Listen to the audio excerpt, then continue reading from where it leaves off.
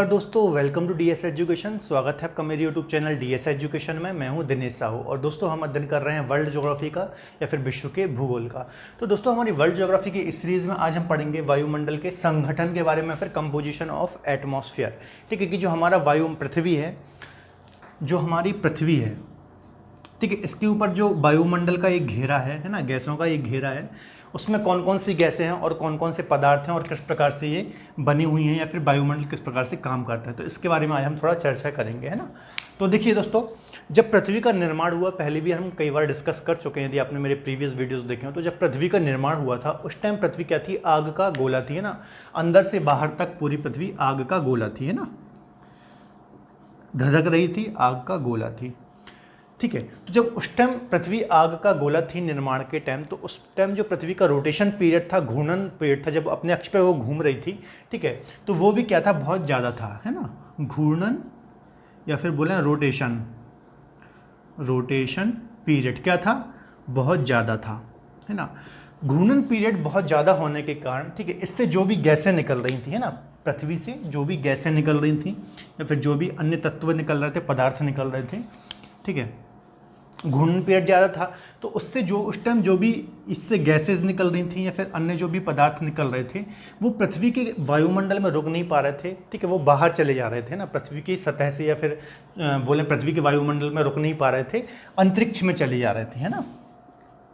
जो भी गैसेज इससे निकल रही थी उस टाइम घूर्णन पीरियड बहुत ज़्यादा होने के कारण, या फिर अपकेंद्रीय बल बोले, है ना। अपकेंद्रीय बल क्या होता है, जो केंद्र से बाहर की ओर लगता है ना, अपकेंद्रीय बल है ना।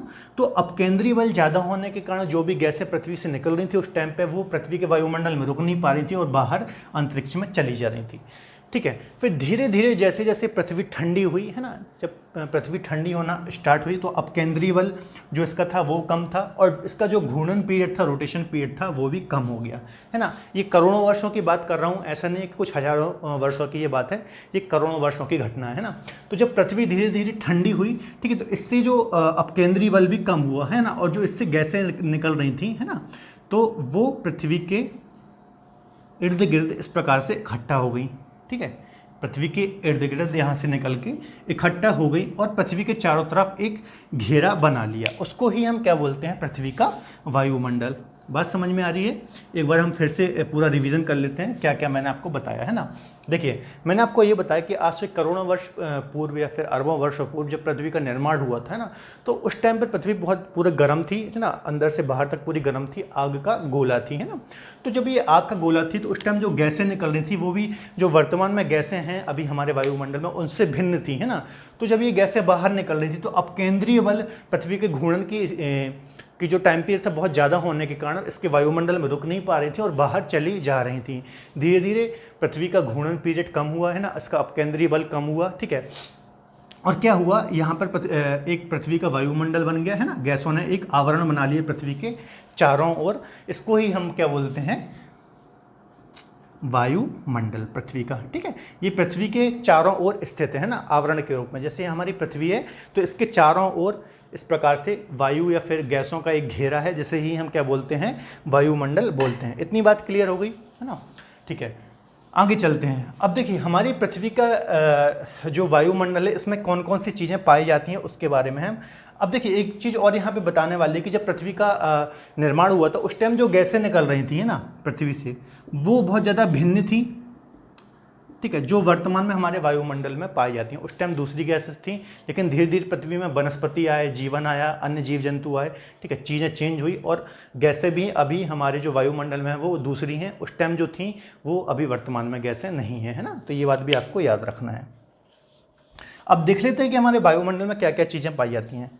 देखिए, एक तो गैसें होती हैं हमारे वायुमंडल में, ठीक है, गैसेज होती हैं, ठीक है। दूसरी क्या होती है, जलवाष्प होती है, ठीक है, जलवाष्प होती है। एक होती हैं गैसें होती हैं, गैसेज होती हैं, जलवाष्प होती है, और क्या होते हैं, धूल के कण, धूल कण होते हैं, ठीक है। जो हमारी पृथ्वी का ये वायुमंडल बना हुआ है, जो पृथ्वी के ऊपर एक आवरण है वायु का या फिर गैसों का, ठीक है, उसमें ये मुख्यतः तीन चीज़ें हैं। एक तो गैसेज होती हैं, गैसों में बहुत सारी गैसें हैं, हम देखेंगे, ठीक है। इसके अलावा जलवाष्प होती है, ठीक है, और धूलकण होते हैं। तो ये 3 चीज़ों से मिलकर के हमारा वायुमंडल बना हुआ है, या फिर इसका जो संगठन है वो इन्हीं 3 चीज़ों से होकर के बना हुआ है। ठीक है, तो स्टार्ट करते हैं आगे की करके, जो गैसेज हैं या फिर और भी चीज़ें हैं उनको हम चर्चा करेंगे, है ना।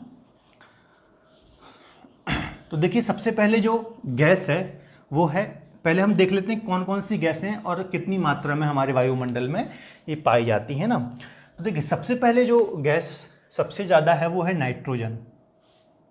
नाइट्रोजन है ना, सबसे ज़्यादा पाई जाती है हमारे वायुमंडल में। ठीक है, इसको क्या बोलते हैं, N2, है ना।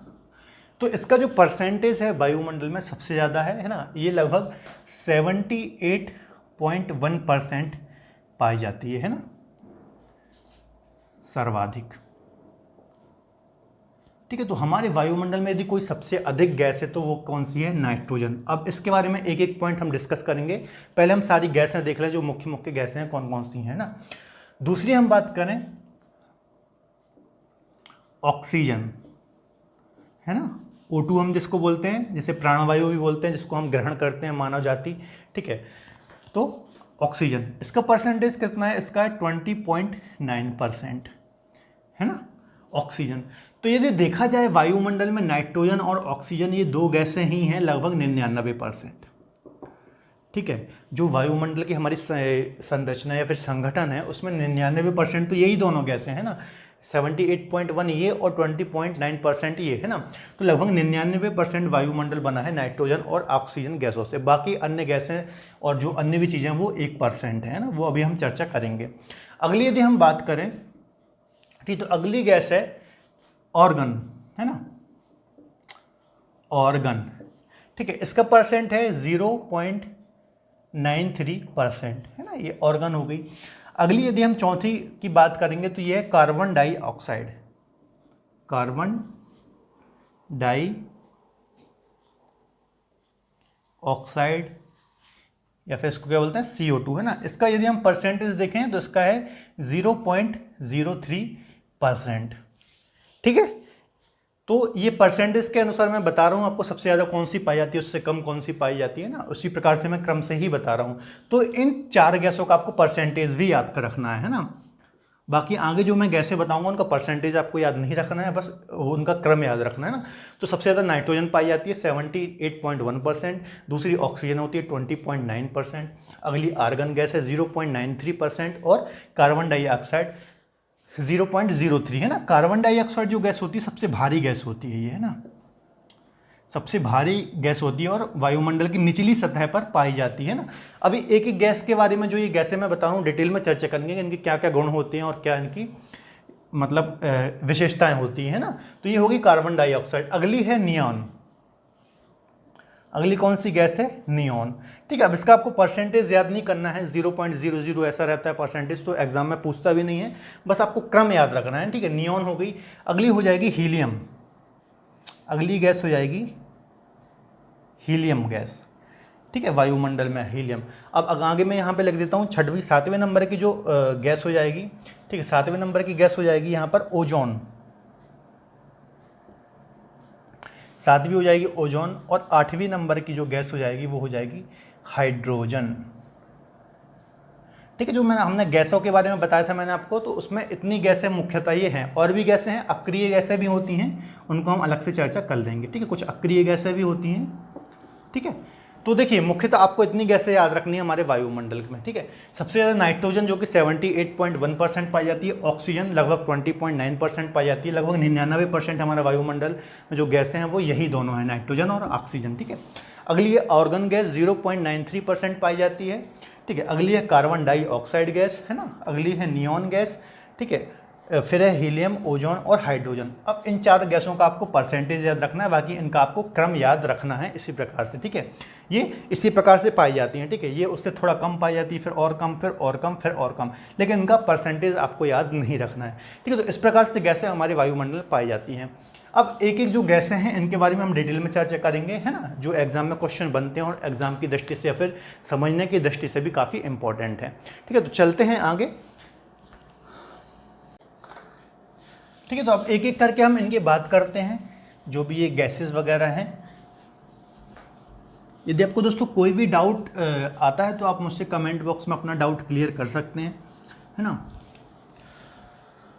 तो देखिए सबसे पहले जो हमने गैस डिस्कस की है वो है नाइट्रोजन गैस, है ना। नाइट्रोजन,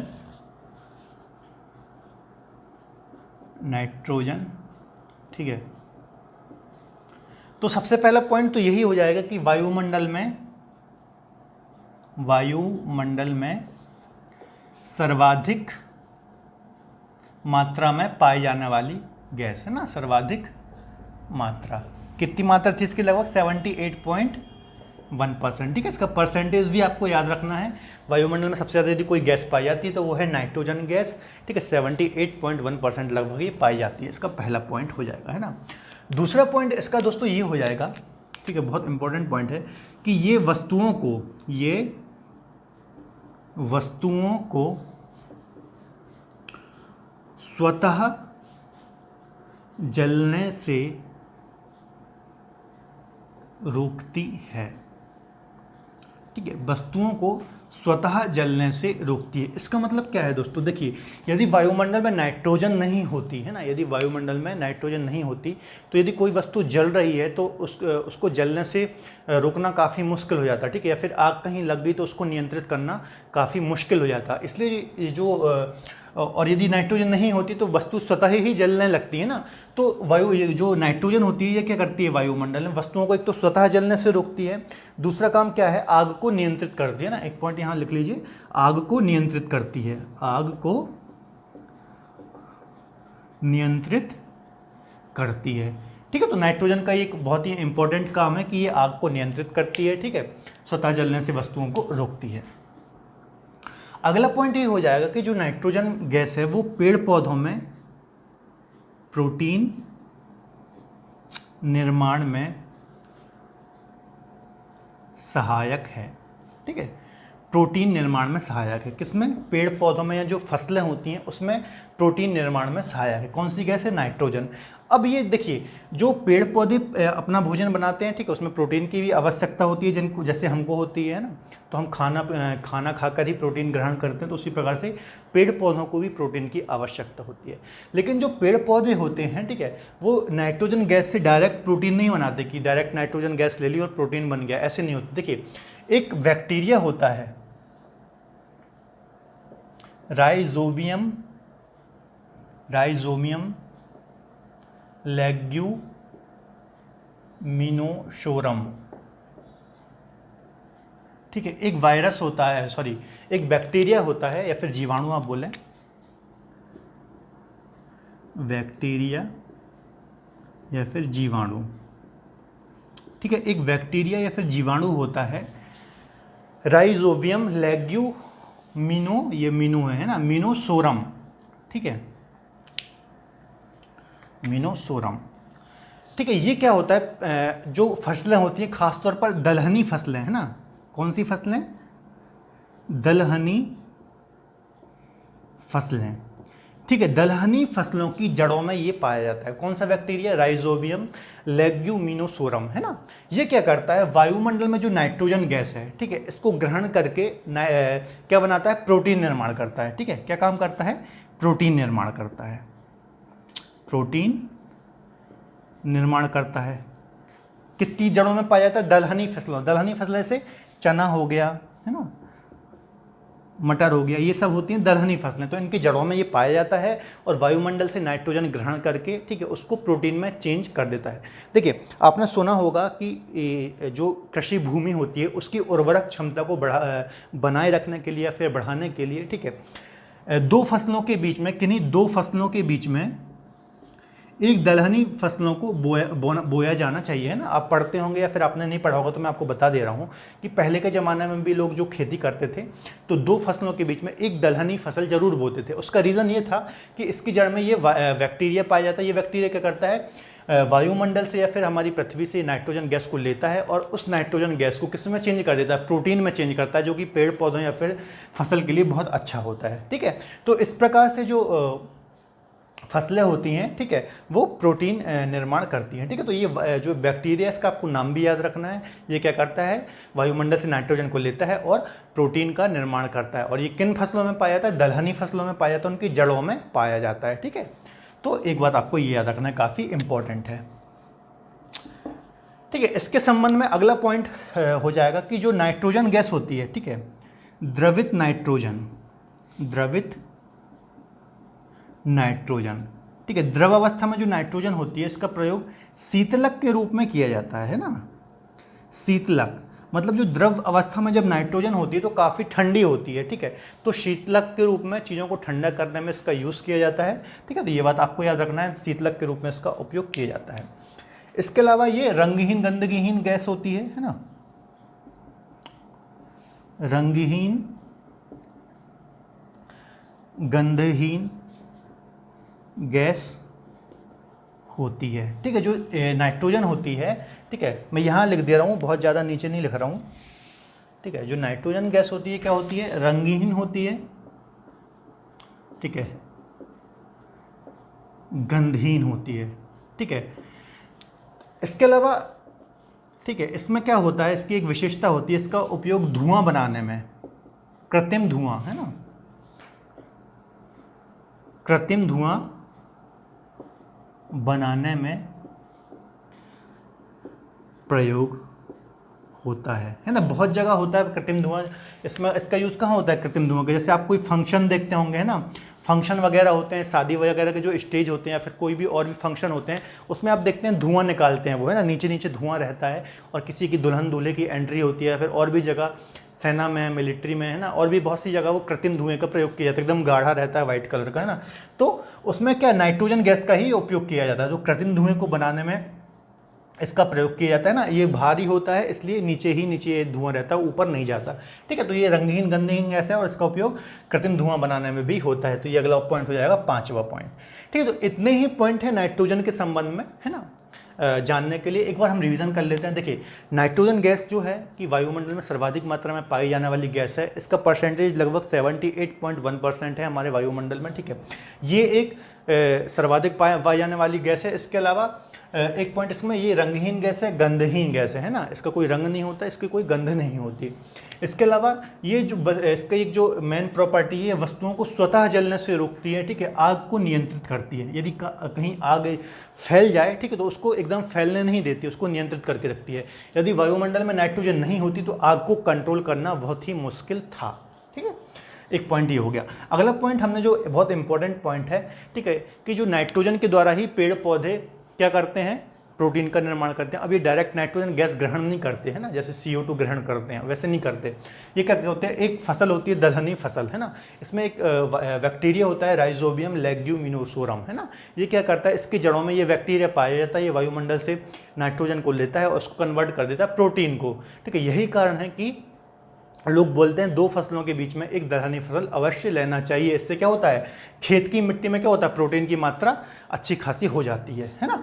यही कारण है कि हम नाइट्रोजन युक्त, आप देखते होंगे ना हमारे भारत में बहुत ज़्यादा नाइट्रोजन युक्त जो उर्वरक होते हैं उसको यूज़ किया जाता है, ठीक है। उसका कारण यही कि नाइट्रोजन की कमी पाई जाती है, प्रोटीन की कमी पाई जाती है, इसलिए उसको यूज़ करते हैं ना।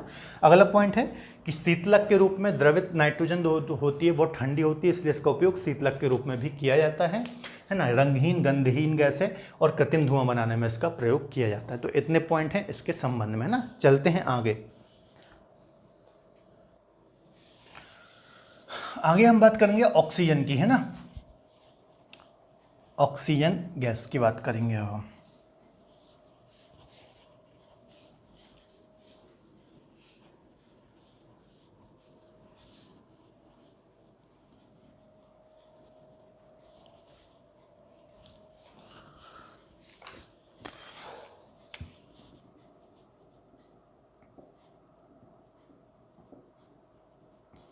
ऑक्सीजन, ठीक है, O2, ठीक है। देखिए, इसका परसेंटेज मैंने आपको पहले ही बता दिया था, कितनी परसेंट लगभग ये पाई जाती है, 20.9%, है ना, 20.9% भाग है ना। और नाइट्रोजन ऑक्सीजन मिलकर ही हमारे वायुमंडल का लगभग 99% कवर कर लेती है ना। तो 20% सबसे ज़्यादा पाई जाने वाली गैस है ना। सबसे पहला पॉइंट इसका क्या हो जाएगा कि ये प्राणवायु है ना, प्राण वायु है। ठीक है, देखिए जितने भी हम इंसान हैं या फिर जीव जंतु हैं ऑक्सीजन की मदद से ही जिंदा है ना, ऑक्सीजन को हम ग्रहण करते हैं और कार्बन डाइऑक्साइड छोड़ते हैं। ठीक है, इस प्रकार से हम जो मानव जाति हैं वो या फिर और भी जो जीव जंतु हैं वो जीवित है। तो ये सर्वप्रथम तो पॉइंट हो जाएगा, प्राणवायु या फिर जीवनदायिनी गैस है ना, जीवन दायिनी गैस है ना। इसके अलावा एक पॉइंट और क्या हो जाएगा, अगला पॉइंट हो जाएगा प्रकाश संश्लेषण की क्रिया द्वारा बनती है ये, है ना, प्रकाश संश्लेषण की क्रिया द्वारा निर्माण, है ना। देखिए जो ऑक्सीजन गैस होती है इसका निर्माण कैसे होता है, प्रकाश संश्लेषण की क्रिया, है ना। प्रकाश संश्लेषण की क्रिया क्या होती है, जो पौधे होते हैं ना, पौधे क्या करते हैं, कार्बन डाइऑक्साइड को ग्रहण करते हैं जो हम मानव छोड़ते हैं, है ना, और ऑक्सीजन को वो छोड़ते हैं जो हम मानव ग्रहण करते हैं। ठीक है, तो इसी क्रिया के द्वारा प्रकाश संश्लेषण की क्रिया क्या होती है, जब पौधे भोजन वगैरह बनाते हैं ना सूर्य ताप और गैसों की उपस्थिति में, ठीक है, तो उसको बोलते हैं प्रकाश संश्लेषण की क्रिया। ठीक है, इसमें ही ऑक्सीजन का निर्माण होता है, अर्थात जब पेड़ पौधे छोड़ते हैं ऑक्सीजन उससे ही ऑक्सीजन का निर्माण होता है। ठीक है, इसको ही हम बोलते हैं प्रकाश संश्लेषण की क्रिया, तो इसके द्वारा इसका निर्माण होता है। अगला पॉइंट हो जाएगा आग को जलाने में सहायक होती है ना। देखिए जो ऑक्सीजन गैस होती है इसका काम क्या है, ठीक है, ये आग को जलाने में सहायक होती है।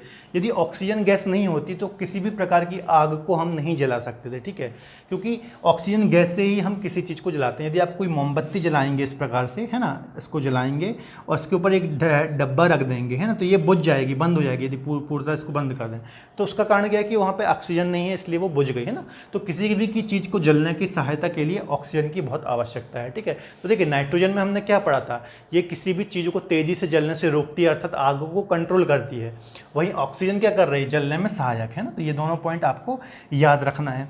ठीक है, दोनों के अलग अलग हैं। एक पॉइंट इसका और है कि ये जल निर्माण में सहायक है, जल के निर्माण में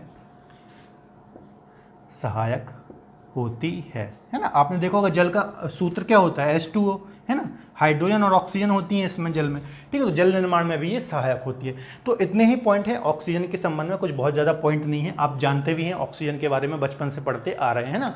तो क्या क्या देख लिया, एक बार रिवाइज कर लेते हैं। देखिए सबसे पहले तो प्राणवायु है और जीवनदायिनी गैस है। आपको पता हो जितने भी मानव जाति है फिर जीव जंतु वो ऑक्सीजन ही लेते हैं और इससे ही उनका जीवन संचालित होता है ना। दूसरा, प्रकाश संश्लेषण की क्रिया द्वारा इसका निर्माण होता है ना। पौधे कार्बन डाइऑक्साइड ग्रहण करते हैं, ऑक्सीजन छोड़ते हैं, इससे ही ये बनती है ना। इसको बोलते हैं प्रकाश संश्लेषण की क्रिया। अगला पॉइंट हमने देखा आग को जलाने में ये सहायक होती है ना। और अगला पॉइंट देखा जल के निर्माण में ये सहायक है। ठीक है, इतने पॉइंट हो गए कार्बन डाइऑक्साइड के संबंध में। अगली हम देखेंगे, तो अगली जो गैस है वो है कार्बन डाइऑक्साइड, है ना, कार्बन डाइऑक्साइड।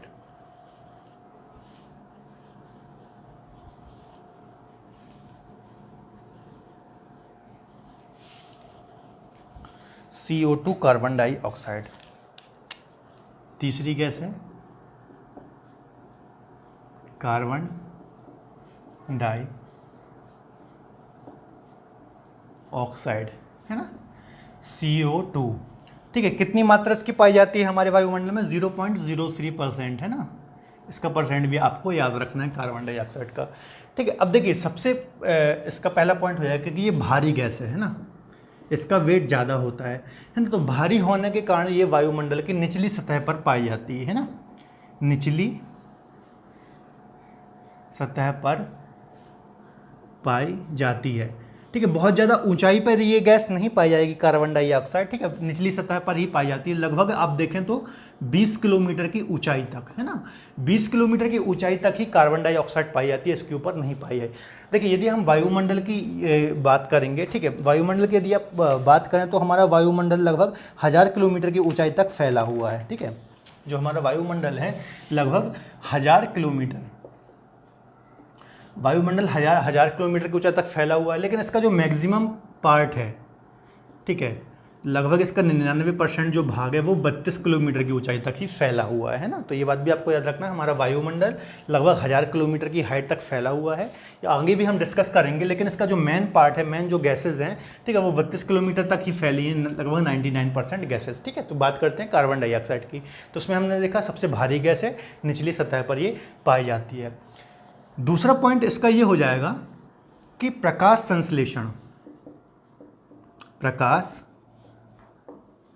संश्लेषण क्रिया में सहायक है ना। अब देखिए प्रकाश संश्लेषण, अभी हमने ऑक्सीजन में पढ़ा था कि प्रकाश संश्लेषण की क्रिया के द्वारा ऑक्सीजन का निर्माण होता है, लेकिन यहाँ पे मैंने क्या लिखा है, प्रकाश संश्लेषण की क्रिया में सहायक। ठीक है, जो कार्बन डाइऑक्साइड होती है, जो हम ह्यूमन होते हैं ना, हम ह्यूमन होते हैं, कार्बन डाइऑक्साइड को छोड़ते हैं। ठीक है, और जो पेड़ पौधे होते हैं, ठीक है, वो क्या करते हैं, कार्बन डाइऑक्साइड ग्रहण करते हैं ना। इस प्रकार से सिस्टम चलता है। हम ह्यूमन क्या करते हैं, CO2 छोड़ते हैं, और पेड़ पौधे क्या करते हैं, ऑक्सीजन छोड़ते हैं। ठीक है, तो जो प्रकाश संश्लेषण की क्रिया है, ठीक है, प्रकाश संश्लेषण की क्या क्या होती है, जो पौधे अपना खाना बनाते हैं ना, तो उसके लिए उनको क्या आवश्यकता है, सूर्य ताप आवश्यकता है, इसके अलावा CO2 वगैरह की आवश्यकता है। ठीक है, तो CO2 जो हम मानव छोड़ते हैं, ठीक है, उसको पौधे ग्रहण करते हैं, और O2 को छोड़ते हैं तो हम इंसान ग्रहण करते हैं। इस प्रकार से ये प्रकाश संश्लेषण की क्रिया होती है। ठीक है, तो प्रकाश संश्लेषण की क्रिया में सहायक है। ठीक है, ये वाला पॉइंट समझ में आ गया। आगे हम चलते हैं। इसके अलावा अगला जो पॉइंट हो जाएगा, जो CO2 है, ये पृथ्वी के तापमान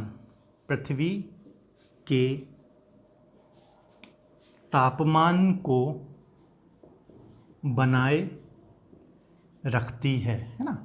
देखिए जो कार्बन डाइऑक्साइड गैस होती है, ठीक है, ये क्या करती है, जो सूर्य की किरणें आती है, सूर्य ताप आता है ना, इसको ये ऑब्जर्व कर लेती है। ठीक है, क्या होती है, सूर्य की किरणें आती है, उसको ऑब्जर्व कर लेती है और बाहर जाने नहीं देती है ना। इसी के कारण क्या हो रहा है, पृथ्वी का तापमान भी लगातार बढ़ रहा है ना, CO2 के कारण ही। और ये कौन सी गैस है, ग्रीन हाउस गैस है, ग्रीन हाउस गैस है ना। Carbon dioxide green house gas है, ये क्या करती है, सूर्य तापमान को सोख लेती है ना, और बाहर जाने नहीं देती। इसी के कारण पृथ्वी का तापमान में लगातार वृद्धि भी हो रही है। ठीक है, पृथ्वी के तापमान को बनाए भी रखती है ये। ठीक है, तो बहुत सारी इसके चीज़ें हैं, पॉइंट है, आपको याद रखना है। एक तो ग्रीन हाउस गैस है, ठीक है, इसके अलावा ये पृथ्वी के तापमान को बनाए रखती है। इसके साथ साथ एक और खामी ये भी है कि पृथ्वी के तापमान को लगातार बढ़ाते जा रही है। ठीक है, तो एक पॉइंट आपको ये भी रखना है, याद रखना है। ठीक है, देखिए मैंने आपको जब प्लैनेट के बारे में पढ़ा था तो मैंने बताया था सबसे गर्म ग्रह कौन सा है, शुक्र है। उसका रीज़न क्या है कि उसमें CO2 बहुत ज़्यादा है ना। जो शुक्र ग्रह या फिर वीनस है, ठीक है, उसका तापमान सबसे ज़्यादा होता है सभी ग्रहों में। उसका रीज़न ये है कि उसमें CO2 की मात्रा बहुत ज़्यादा है ना, इसलिए उसका तापमान बहुत ज़्यादा होता है। तो CO2 गैस जहाँ भी पाई जाएगी, जिस भी प्लैनेट में पाई जाएगी, यदि वो ज़्यादा है तो उसका तापमान भी ज़्यादा होगा, है ना। जबकि हमारे यहाँ कितनी पाई जाती है, सिर्फ 0.03% ही पाई जाती है। इतनी मात्रा में होने के कारण भी ये हमारे की पृथ्वी के तापमान को लगातार बढ़ाते जा रही है। तो बहुत खतरनाक गैस है ना, आपको समझ में आ ही गया होगा। ठीक है, एक पॉइंट और है, पृथ्वी के कंबल का काम करती है ना, पृथ्वी के कंबल का कार्य करती है। ठीक है, वही वाला पॉइंट है जो मैंने आपको बताया, पृथ्वी के तापमान को बनाए रखती है। ठीक है, तो पृथ्वी के कंबल का कार्य करती है ये, है ना। तो ये इतने ही पॉइंट है कार्बन डाइऑक्साइड के संबंध में। देखिए सबसे पहले तो ये भारी गैस है, ठीक है, पृथ्वी की निचली सतह पर पाई जाती है, लगभग 20 किलोमीटर की ऊंचाई तक ये पाई जाती है।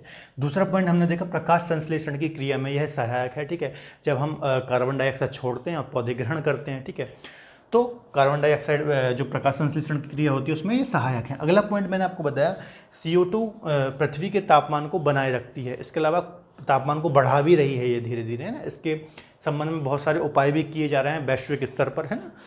ग्रीन हाउस गैस होती है ना, हरित गैस होती है ये। इसके अलावा पृथ्वी के कंबल का ये कार्य करती है CO2। ठीक है, तो इतने पॉइंट है कार्बन डाइऑक्साइड के संबंध में। अगली गैस हम देखते हैं। अगली गैस की हम बात करेंगे दोस्तों, है ना, ओजोन की बात करेंगे हम। ओजोन,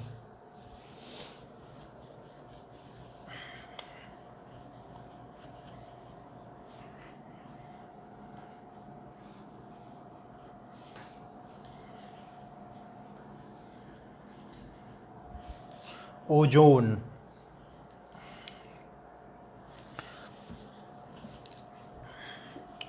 4th नंबर की हमारी गैस है ओजोन, है ना। O3 इसका रासायनिक सूत्र है। देखिए सबसे पहला पॉइंट हो जाएगा, ये ऑक्सीजन का ही एक रूप है, ऑक्सीजन का ही एक विशिष्ट रूप है ना।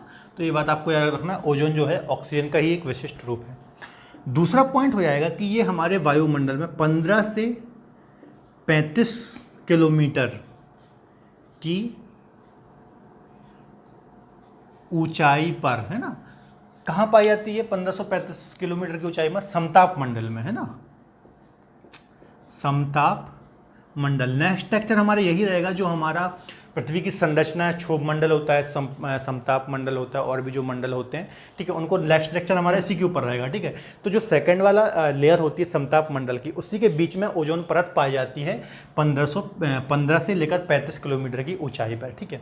अब देखिए ओजोन परत पाई जाती है जो है ना, क्या बोलती है ये ओजोन परत,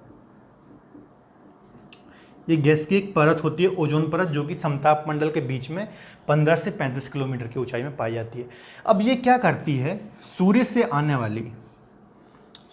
आने वाली जो यूवी रेज होती हैं, है ना, परावैंगनी किरणें या फिर अल्ट्रावायलेट रेज, है ना, इसको सोख लेती है ना, जो ओजोन परत होती है समताप मंडल में, ठीक है, 15 से 35 किलोमीटर की ऊंचाई पर, है ना। तो ओजोन परत क्या करती है, जो सूर्य से आती हैं यूवी किरणें, या फिर इसको अल्ट्रावायलेट किरणें बोलते हैं, या फिर हिंदी में परावैंगनी किरणें बोलते हैं, ठीक है। तो जो अल्ट्रावायलेट या फिर यूवी रेज होती हैं, ये मानव के लिए बहुत खतरनाक होती है ना, मानव के लिए या फिर किसी भी जीव जंतु के लिए बहुत ज़्यादा खतरनाक होती है। इससे क्या होता है, यदि ये यूवी रेज हमारी स्किन से टकराएं या फिर हमें रेगुलर मिलें, तो उससे हमारे जो स्किन कैंसर वगैरह हो सकता है ना। तो ये जो ओजोन परत होती है, इस अल्ट्रावायलेट रेज को या फिर परावैंगनी किरणों को क्या कर लेती है, सूख लेती है ना, सूख लेती है और पृथ्वी तक नहीं पहुंचने देती, ठीक है। तो इस प्रकार से ओजोन परत का बहुत महत्व है, ठीक है। ये वाला पॉइंट आपको याद रखना है कि ओजोन परत 15 से 35 किलोमीटर की ऊंचाई में पाई जाती है, और ये सूर्य से आने वाली यूवी किरणों को सोख लेती है और हमारी पृथ्वी की सतह तक नहीं आने देती। तो ये एक इंपॉर्टेंट पॉइंट है, ठीक है।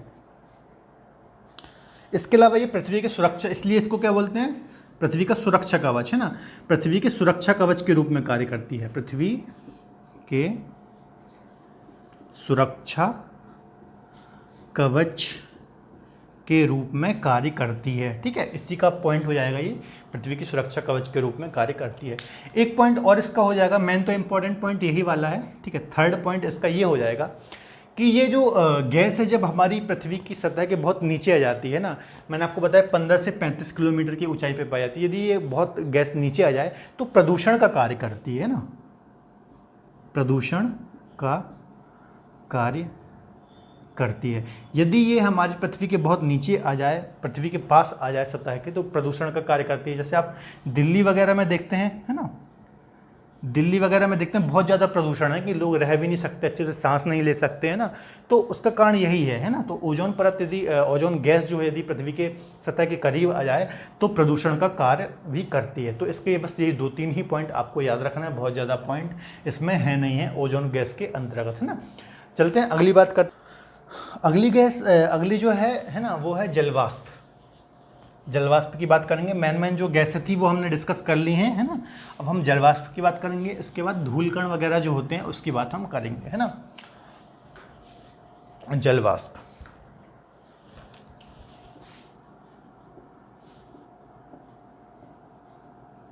जलवाष्प, है ना। जलवाष्प क्या होती है, तो देखिए जलवाष्प सबसे पहले तो एक पॉइंट इसका ये हो जाएगा कि सबसे ज़्यादा परिवर्तनशील गैस है ये, है ना, परिवर्तनशील गैस है, ठीक है। 2 से 4%, ठीक है, यदि हम बात करें इसकी मात्रा रहती है ना, इसकी जो मात्रा है 2 से 4% रहती है, ठीक है। सबसे ज़्यादा परिवर्तनशील गैस है, इसकी मात्रा हमारे वायुमंडल में लगभग 2 से 4% रहती है, ये चेंज होती रहती है, ठीक है। इसके लिए इसको परिवर्तनशील गैस कहते हैं, ठीक है। अब कैसे चेंज होती है, देखिए जो जलवाष्प बनती है वो कैसे बनती है, जल के वाष्पीकरण से, है ना। जल का जब वाष्पीकरण होता है उससे ही क्या बनती है, जलवाष्प बनती है ना। जल के वाष्पीकरण से ही जल वाष्प कैसे बनती है? देखिए, जैसे जो भी झील है, कोई नदी है या फिर समुद्र है, उसमें जब लगातार सूर्य का टेम्परेचर पड़ता है तो कुछ जो जल होता है वो वाष्प बनकर ऊपर बढ़ता है ना, तो उसी को बोलते हैं वाष्पीकरण। तो उसी प्रकार से जल वाष्प का निर्माण होता है। ठीक है, तो कभी ये जल वाष्प ज़्यादा होती है, कभी कम होती है। यदि ज़्यादा वाष्पीकरण होगा तो ज़्यादा जल वाष्प होगी, कम होगा तो कम होगी। तो इसलिए ये परिवर्तनशील गैस होती है, लगभग 2 से 4% होती है, और जल के वाष्पीकरण से इसका निर्माण होता है ना। इसके अलावा ये परिवर्तनशील गैस भी है ना, ये हमने पॉइंट लिख लिया।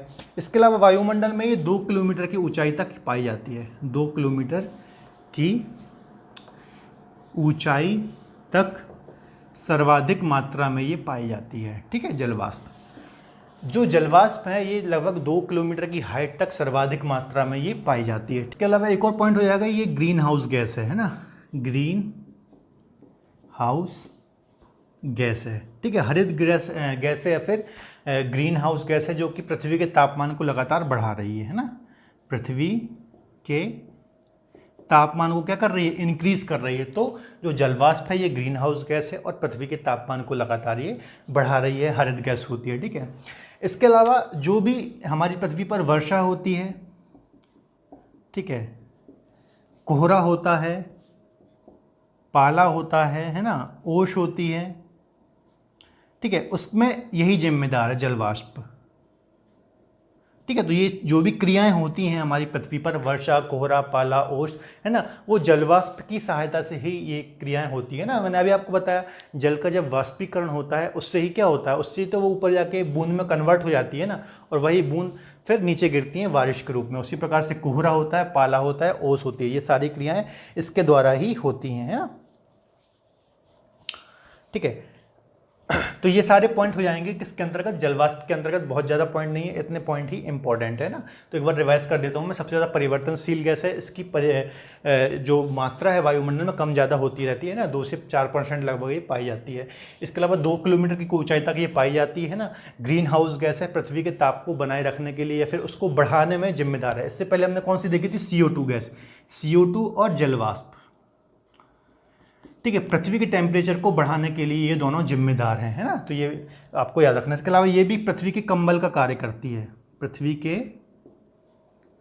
कंबल का कार्य करती है ना। ये पॉइंट भी आपको याद रखना है इसमें।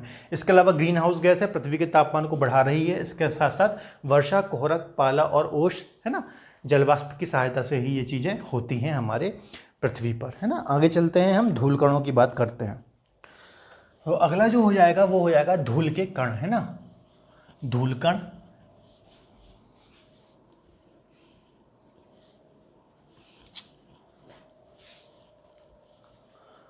धूलकणों की बात कर लेते हैं, है ना। देखिए, वायुमंडल में जो अशुद्धियां होती हैं, है ना, अशुद्धियां जैसे धुआं हो गया, है ना, धूल हो गया। ठीक है, वायुमंडल में जो अशुद्धियां होती हैं, धूल, धुआं इत्यादि, ठीक है, ये क्या करते हैं? प्रकाश को ये क्या करते हैं? प्रकाश का प्रकीर्णन करते हैं। प्रकाश का प्रकीर्णन, है ना, परावर्तन, अपवर्तन, ये सारी क्रियाएं, परावर्तन वगैरह करते हैं ना। तो धूलकण क्या करते हैं? प्रकाश को प्रकीर्णित कर देते हैं और परावर्तन कर देते हैं। मतलब जैसे मान लीजिए कोई यहाँ सनलाइट आ रही है ना यहाँ से, और यहाँ पे ये कुल धूल के कण है, तो ये क्या करेंगे? प्रकाश को फैला देते हैं इस प्रकार से चारों तरफ, है ना, इस प्रकार से चारों तरफ फैला देते हैं। जो आसमान हमें नीला दिखाई देता है, ठीक है, उसका कारण यही है। ठीक है, धूल के कारण जो होते हैं प्रकाश को प्रकीर्णित कर देते हैं, इसके कारण हमारा आसमान नीला दिखाई देता है। यदि पृथ्वी में वायुमंडल नहीं होता, है ना, यदि पृथ्वी पर वायुमंडल नहीं होता तो हमारा आसमान नीला नहीं दिखाई देता, काला दिखाई देता है। ठीक है, तो धूल कण जब प्रकाश का प्रकीर्णन करते हैं उसके कारण ही नीला दिखाई देता है। इसके अलावा सुबह, दिन में तथा शाम में, ठीक है, जब सूर्य ढलता है तो लाल दिखाई देता है। उसका रीज़न भी क्या होता है? प्रकाश का प्रकीर्णन ही होता है। ठीक है, धूल के कणों के कारण ही प्रकाश का प्रकीर्णन होता है। इसके कारण सुबह और शाम में आसमान लाल दिखाई देता है ना, और आसमान हमें नीला दिखाई देता है।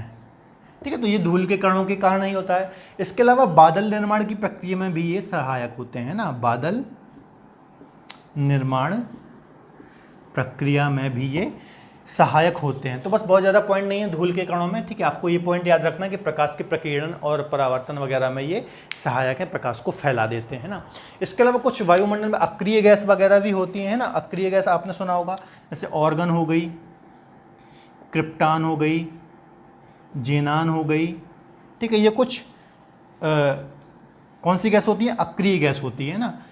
जो आर्गन गैस है ये सबसे ज़्यादा पाई जाती है अक्रिय गैसों में। यदि हम बात करें तो आर्गन का परसेंटेज सबसे ज़्यादा है अक्रिय गैसों में। इसके अलावा क्रिप्टन, जेनॉन है, हीलियम भी होती है ना।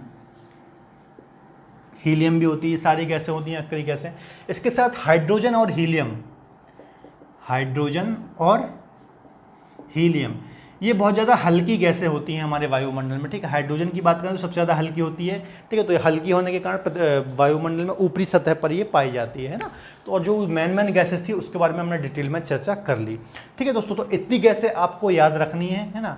सारे जो भी इंपॉर्टेंट फैक्ट हो सकते थे एग्जाम में आने की दृष्टि से या फिर और भी अन्य दृष्टि से सारे हमने कवर कर लिए। तो आज के लिए इतना ही दोस्तों। यदि आपको आज का लेक्चर पसंद आए तो प्लीज़ वीडियो को लाइक करें। इसके अलावा हमारे साथ जुड़े रहने के लिए आप हमारे चैनल को सब्सक्राइब कर सकते हैं। तब तक के लिए धन्यवाद, अपना ख्याल रखें।